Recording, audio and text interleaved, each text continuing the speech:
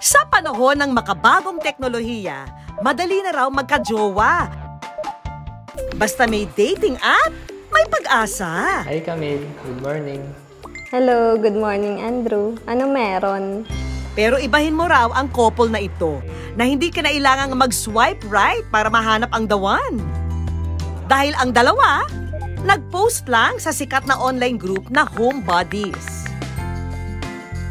Nagka-love life na? Confirmed! From Homebodies to future hubby. Mapapasana all ka na lang talaga. Si Camille, masyado raw tutok sa trabaho para isipin pa ang love life. Yung current work ko is application developer. Ako yung panganay and ako din yung nagpro-provide sa families. Minsan na rin daw kasi siyang nasaktan sa pag-ibig. Nung una masaya, nagkakaintindihan, pero unti-unting nagkakaroon ng lamat, nagiging toxic yung relationship namin.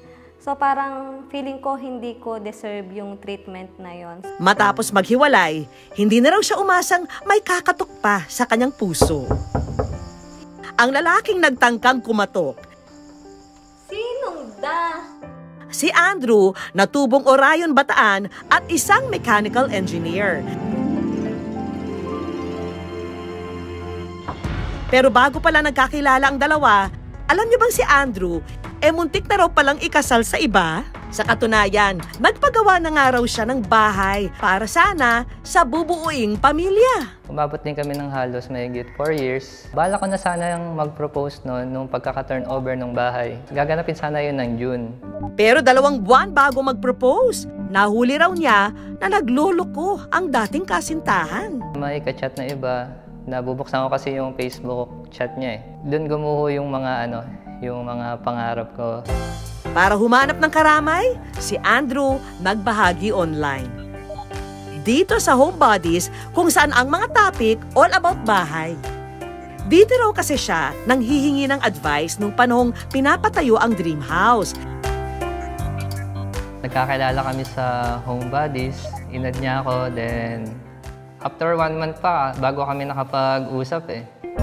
Isang travel post daw ni Camille ang nakakuha ng atensyon ni Andrew. Nagtanong na ako sa kanya kung saan ba yung story niya na magandang lugar kasi nagta-travel na ako nun. So ayun, doon nag-reply na siya. Then doon na nag-start yung conversation namin. Hi Camille, good morning.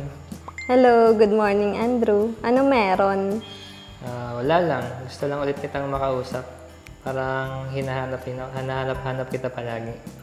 Sino ang mag-aakalang sa simpleng invite at simpleng pagtatanong, ang dalawa nahulog sa isa't isa.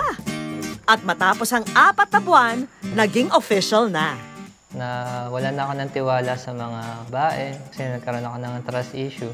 Pero nung nakilala ko si Camille, ayun, siya yung nagbalik din sa akin dahan-dahan nun eh. Meron palang mapagkakatiwalaan na tao. May pag-asa pa na may makasama na ganong klaseng tao. Hanggang nitong October 21, 2023, ang napurnadang pagluhod sana ni Andrew, bit-bit ang kumikinang na singsing, natuloy rin. Pero this time, sa tamang tao na raw. Unang-una sa lahat, sigurado na ako na siya yung babaeng makakasama ko forever. Kasi sa kanya ko na-feel yung peace of mind, yung wife material na masasabi. At dahil ang ipinagawang bahay para sa bubuuing pamilya ay nakahanda na, bakit daw patatagalin pa? Hindi ko na pinalagpas yung pagkakataon na yon. Kaya nag-set na kagad ako ng proposal date. Sa hinaba-habang araw ng prosesyon ng buhay pag-ibig ni Andrew, sa matamis na oo rin ni Camille ang tuloy. Yung love para sa akin, masaya yung mapapagkatiwalaan, yung wala nang isipin, wala nang trust issue. Nagiging comfortable na ako na si love na yung true love ko.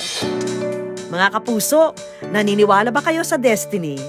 Kung hindi, baka sa kwento ni na Andrew at Camille, makumbinsi na kayo na kung minsan ang kabiguan, dadalhin ka lang pala sa tamang daan. Pauwi sa tahanan na tunay mong kinabibilangan.